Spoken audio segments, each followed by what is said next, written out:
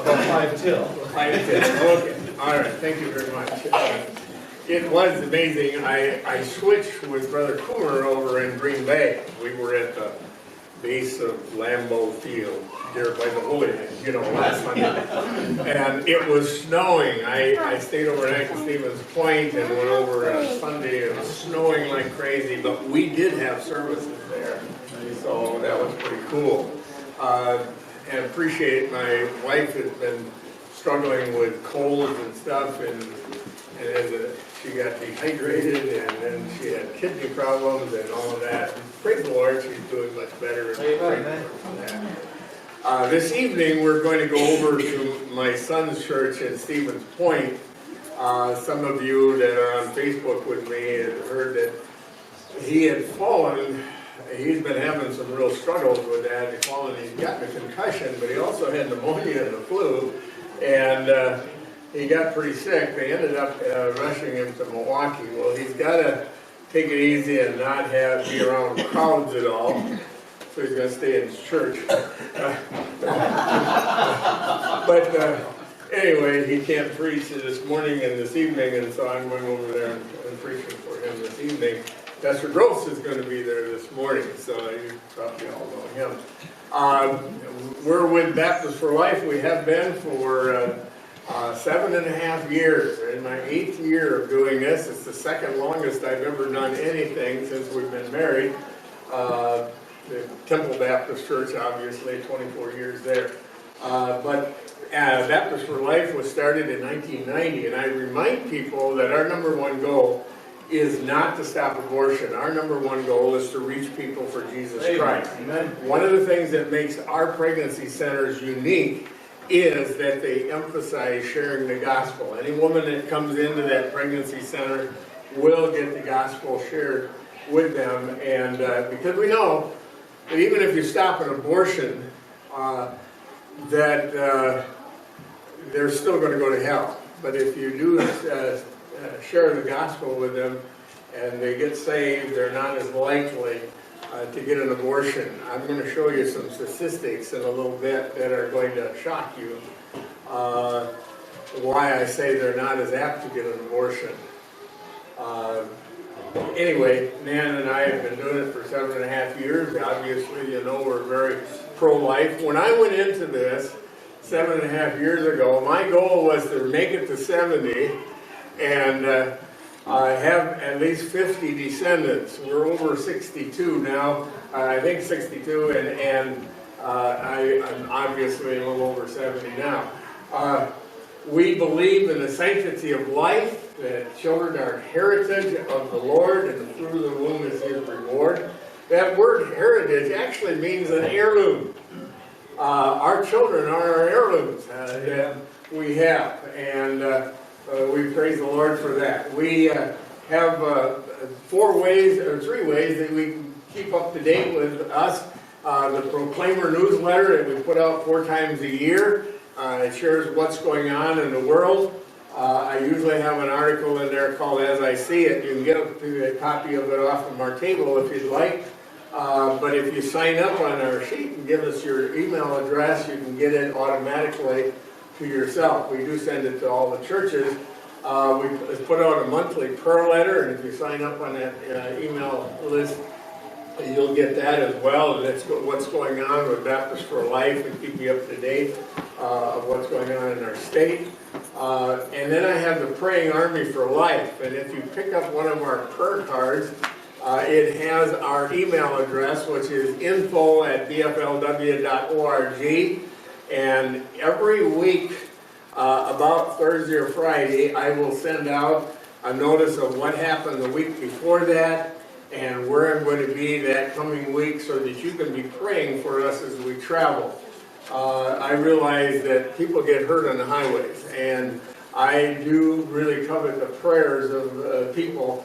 And so if you get on that, you have to email me and ask to be put on that PAL list. And the reason that I do that is I know that if you will do that, you're probably more apt to pray for me. It's kind of nice that we can sign up for things But then it goes on. How many times do you have a missionary come back and they thank you for praying for them while they're on the field, and you go, I don't remember ever praying for them while they were gone, you know? And so this is one of those things that we do need to be praying for people. We started 5 pregnancy centers.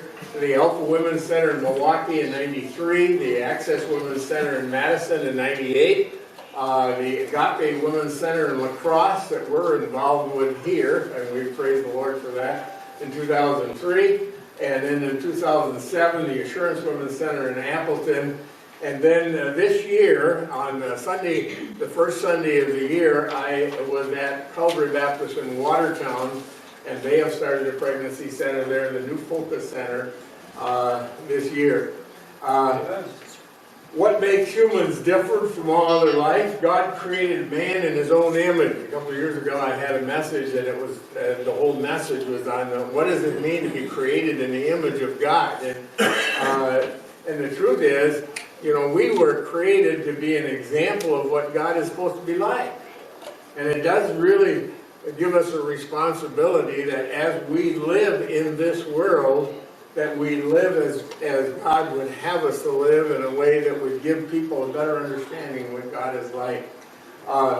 Animals are not created in God's image. Humans are God's special and unique creation. God has given man dominion over the rest of his creation, and God loves people so much he sent his son to die for them. That's what makes us unique. The soul and spirit of the humans lives on forever. Isn't that wonderful to know? I'm getting to that point to where I like in Philippians where it talks about to be absent, to be with the Lord is far better. I'm getting to that point. Sometimes when I get up in the morning, you know, oh man. But animals don't have that. God's value human life above all life, the very young, the old, and also the handicapped. God, all life is valuable. Psalms 139, 13 through 17, for thou hast possessed my reins, thou hast covered me in my mother's womb. I will praise thee, for I am fearfully and wonderfully made. Marvelous are thy works, and that my soul knoweth right well. My substance was not hid from thee when I was made in secret. Thine eyes did see my substance, yet being unperfect, and in thy book all my members were written, which in continuance were fashioned, when as yet there were none of them. How precious also are thy thoughts unto me, O God, how great is the sum of them. By the way, I got to give credit to my PowerPoint presentation. It's updated by Dave Brown, Pastor Dave Brown down in Oak Creek. I was down there this year on Sanctity of Life Sunday. Dave and I go way back. We had churches together over in Michigan.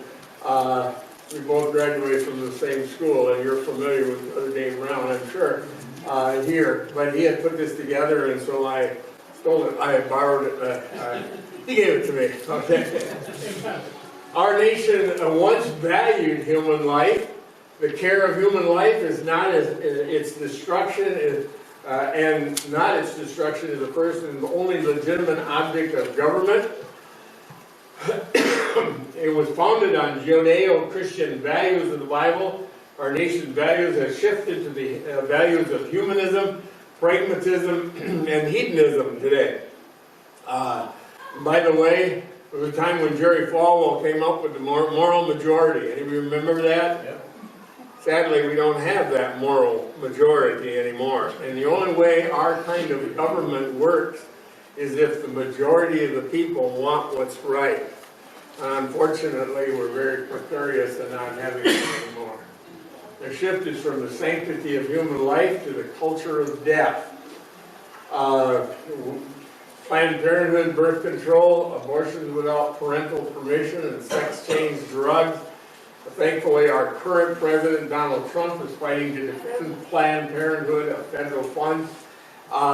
And, you know, obviously, Donald Trump is not the greatest spiritual example that we could see. Sometimes He's his old worst enemy. But the truth is, in the pro-life movement, he has done an awful lot to put us back into being an acceptable lifestyle. It was becoming downright politically incorrect to be pro-life at a time. Planned Parenthood is going to spend $45 million to try to defeat him. Isn't it interesting? Like they used to say that preachers could not make a statement about what their position was with the president. That was never challenged. Lyndon Johnson is the one that issued that, and it was never challenged in court. There was a lot of times when they were talking about trying to challenge it. But here, Planned Parenthood is getting a lot of federal funds, and now they're going to use those federal funds to try to defeat him. I think your pastor needs to stand up and tell you really where you ought to stand. We have a election or a voting this Tuesday, and there's only one of the three judges, state Supreme Court judges, that's Kelly, that is conservative. You want to get me in trouble? I'm telling you. Okay. Remember that, folks. We need to get serious about that. Christians need to vote biblically. You know, this is an issue. We talk about Democrats and Republicans, but the truth is we need to vote biblically. Right. Where do they stand? Buttigieg here, he stated recently, who is a acknowledged homosexual, unborn babies can be aborted up until they draw their first breath. The church of the Bible talks about life beginning with breath. You know, the funny thing of it is, I've run into Baptist preachers who have stated that it's not really killing a human being if they haven't been born yet. Because it was that God breathed in them to the breath of life and they became a living soul, and so until they start breathing air, they're not a human being. I don't believe that's true. Right. I believe they are a human being from the moment of conception. Certainly this guy has taken the Bible out of context. Death for the preborn and handicapped and elderly, but he that sinneth against me wrongeth his own soul. All they that hate me love death. Our culture has rejected God's values and advocates, for instance, the killing of bald eagle, or even an eagle's egg, because they have the potential of being an eagle. And yet, it's okay to kill a human being. Most dangerous place for a woman, for a child to be in America, the mother's womb. Isn't that sad? That should be the safest place. January 22nd, 1973, the Supreme Court became illegal. Abortion became illegal through all 9 months of pregnancy. Norma McCorvey, I just read the story of her life, and she actually never had an abortion. She actually had 3 children that she gave up for adoption. She never did have an abortion, and the baby that she was pregnant with at the time when they were using her as a test case, she gave up for an adoption. She did get saved or acknowledge faith in the Lord at the end of her life, and she became very pro-life. It was actually Operation Rescue moved into the same building that they were at, Planned Parenthood was at, and through their witness to her, she became pro-life. 65 million preborn children have been killed by abortion since January 22nd, 73. The Supreme Court Justice Thomas, the notion that anything in the Constitution prevents states from passing laws prohibiting the dismembering of a living child is implausible. One of the things that's interesting is when they determined in 1973 to allow legalize abortion, they had said, we don't know when life begins. And you would have thought that they would have erred on the side of caution at that point, but they made it legal. They said if we ever determine when life begins, we'll have to look at it again. Well, now even the pro-choice or pro-death people admit that life begins at conception. It's pretty obvious that it does. There are some bills that some states have passed. The heartbeat bill, some of you have heard of that, where if they detect a heartbeat, they are not allowed to abort them anymore. Well, that has been considered unconstitutional to do that. And because of that, because states have passed that law, they're going to get shoved to the Supreme Court, which means that the Supreme Court will have to look at it again. The best that we can hope for in the Supreme Court is that they will declare they're going to throw it out and throw it back to the states to make their own decision of where they're going to be. Right now we have states that are saying that you can get an abortion for any reason at all and up to the 9 months, and even in partial birth abortion, or they have the heartbeat bill. We have two different extremes that are out there, but that is going to probably force them to make a decision.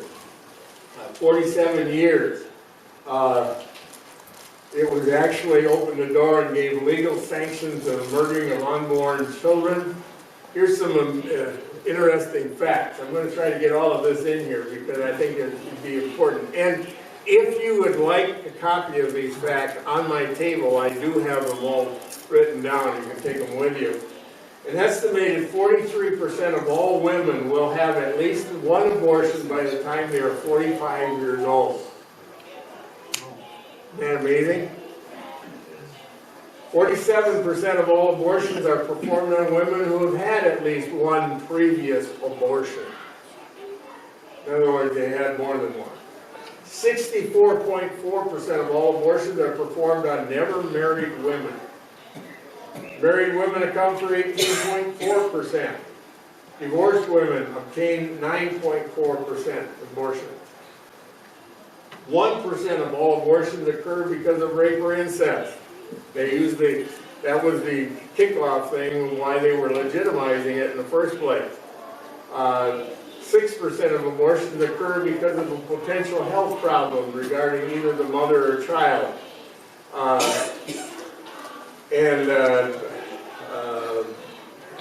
93% of all abortions occur for social reasons. The child is unwanted or inconvenient. Now, think about it. They had abortions in the Old Testament. It's called Moloch worship. Remember that? They had this iron statue that had arms extended. They would heat that iron statue until it was red hot, and then they would lay their babies on those open arms. And the idea was that if they sacrificed their baby, it would provide for prosperity for them. How is that different from a couple aborting their baby because it would be inconvenient and curb or restrict what they could do and enjoy in this life? Let me tell you, from experience, having kids will cost you something. I mean, that's a no-brainer. But I would do it all over again. Here's some other things. Women identifying themselves as Protestants have turned 37.4% of all abortions in the United States. Okay? Women with no religious affiliation obtain 23.7% of all abortions. Okay? Gets worse. Catholic women account for 31.3%. In other words, whether you're Protestant or Catholic, you're more likely to get an abortion than you are if you didn't have any affiliation at all. Okay? Jewish women account for only 1.3%. That's pretty interesting. Here's the saddest one.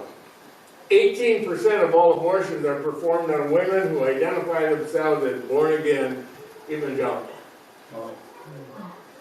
Now, in my own personal experience, well, not my personal experience, but in my observation as I travel around for 7.5 years, you'll have people that'll be very strong pro-life until their daughter gets pregnant. And then they slip off to another state and get an abortion because of the stigma, and they don't want, you know, I mean, it'd be terrible because we are so spiritual. I've appreciated, we've had people like Dr. O as speakers for our Agape Center banquet. Guys like Pastor Randy King, who have had situations in their family where their daughters or someone in their family did get pregnant outside of wedlock, and they saw them through that whole situation and didn't cover it up. More, 52% of women obtaining abortions in the U.S. are younger than 25. Women aged 20 to 24 obtain 30%, and 32% of all abortions. Teenagers obtain 20% of all abortions, and girls under 15 for 1.2% of all abortions. The amount of abortions, the number represents the entire population for Wisconsin, Minnesota, North and South Dakota, Montana, Wyoming, Idaho, Utah, Colorado, Arizona, New Mexico, Nebraska, Kansas, Oklahoma, Mississippi, Arkansas, and Missouri. Now, in 2020, we'll be able to add Alaska and Vermont. This is the baby. This picture was taken with a special camera before the baby was born. The Bible is clear that life begins at conception. Before I formed thee in the belly, I knew thee, and before thou camest forth out of the womb, I sanctified thee and ordained thee a prophet unto the nations. For he, that's John the Baptist, shall be great in the sight of the Lord, shall drink neither wine nor strong drink, and he shall be filled with the Holy Ghost, even from his mother's womb. The idea about being filled from the mother's womb means what? He's in his mother, obviously, right? We read this before. The word covered there, the translation, the Hebrew word is kolchak, sawchak, which means to weave or knit together. Children are woven and knit together in their mother's womb by God. I remember when we had one of our babies, and I was talking to my sister-in-law, we were looking at the newborn baby, and I said, man, doesn't God do wonderful work in the dark?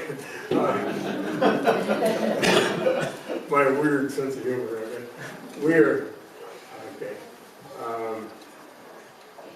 we are fearfully, awesomely, and wonderfully, uniquely made. It begins at conception. Here's you can see the tiny little finger there, the tiny hand gripping the guy's finger when he's working, 21-week-old, but one-born infant that they operated on while he was in the womb. This is that guy today. Oh. Awesome. Some facts we need to share. Fetal heart begins to form 18 days after conception. Measurable heartbeat 21 to 24 days after conception. Fetal brain begins to form at day 23. Brain waves produced by 6 weeks. At 8 weeks after conception, the stomach, liver, and kidneys of the baby are functioning and fingerprints are formed. At 9 weeks, the unborn child can feel pain. You know what the deal is right now down in Madison and around our country, that we have the 20-week, in Wisconsin, we have a law that you can't abort a child after 20 weeks because they feel pain. Well, actually at 9 weeks they can feel pain. It's amazing whenever you've seen an abortion on an ultrasound, how hard that baby tries to get away from those forceps while they're murdering it, as it tries to survive. 9 weeks, squints, swallows, moves tongue, makes fifth. 18 weeks, vocal cords work can cry. 20 weeks has hair on head, weighs 1 pound, 12 inches long. And 24 weeks, 56% of the babies survive premature birth. Children are inherited. Again, I mentioned that. They're a reward or a blessing from God. Heirloom, actually. Innocent blood be not shed in thy land, which the Lord thy God giveth thee for an inheritance, and so blood be upon thee. I hate to be a doomsday person, but the track that we've had on the books 47 years, the legalization of murdering of totally innocent people, that God is going to judge our nation. I kind of feel that we're like in the days when Josiah came on the throne. Remember, they discovered the law. They started reading the law, and they found out that they weren't living according to the law. And but Josiah had one of the greatest revivals. And God says, I'm going to judge this nation. Oh, I won't do it in your time, but it's coming. And I believe we've got to be at that point that God has got to bring a judgment on our country. I've heard preachers talk about trying to squeeze the United States into the book of Revelation during the tribulation period, but honestly, to tell you the truth, I don't see it. And I believe at the time when the tribulation and all that comes upon, and by that time the United States is not going to be a power nation. Maybe there'll be all of when the rapture takes place and all the Christians leave, these liberals will be able to get their socialism in and they'll literally destroy this country by that. Just my thought. 6 things does the Lord hate, and one of them is hands that shed innocent blood. And God demands that we reverence and protect human life. If you thou forbear to deliver them that are drawn unto death, and those that are ready to be slain, if thou sayest, behold, we knew it not, doth not he that pondereth the heart consider it, and he that keepeth thy soul, doth he not know it? And shall not he render to every man according to his work? Thou shalt not kill. Whoso sheds men's blood, by man shall his blood be shed, for the image of God made he man. This portion of Scripture, I always confused on it when it says, so that her fruit depart from her, and yet no mischief follow, he shall be surely punished. And I always thought when a guy hurts a woman to the point of where she has a miscarriage, but that's not what it's talking about. It's about where he abuses this woman, the baby comes out, but it's lives. Okay? But if it dies, then it says you shall pay what the judge has determined. If any mischief follow, that means the baby dies, then thou shalt give life for life, eye for eye, tooth for tooth. Considering that baby in the womb, if it is killed, is like killing a human being. One of our nation's key founding principles on the basis of sanctity, protection of human life, and the punishment of those who take it. Thomas Jefferson on the purpose of government, care of human life is the first and only legitimate object of a good government. We hold these truths to be self-evident that all men are endowed by their Creator with certain inalienable rights, that among these are life, and that to secure these rights, governments are instituted among men. What keeps a nation focused on sanctity of life? John Adams said 3 points of doctrine at the foundation of morality. The first, the existence of God. Second is the immortality of the soul. And the third is the future state of rewards and punishment. Suppose it possible for a man to disbelieve any of these articles of faith, and that man will have no conscience. He will have no other law than that of the tiger and the shark. And remember the tiger and the shark, the survival of the fittest, whatever. The interesting thing here is those 3 premises are what our government is trying to erase. The fact that there is no God, that we're not going to live forever. One of the things that I have come across lately is the fact that our life expectancy is going down the last couple of years. We thought it was always continuing to get older. But two reasons why it's going down. One is by overdosing on drugs, almost like an epidemic, and they're so concerned about people overdosing on drugs. And the second one is suicide. You know that there have been more Vietnam veterans that have died by suicide than were actually killed in Vietnam. Since abortion was legalized, 65 million babies have been murdered. The population of the United States is about 330 million. That's like 19.69% of the population of the United States. That is a Holocaust. Here's where we're at right now. When I was talking about a moral majority, 47% are pro-life, 47% are pro-choice or pro-death, and 6% are unsure. We must tell people the truth about abortion and pray God will open their eyes. Abortion is murder.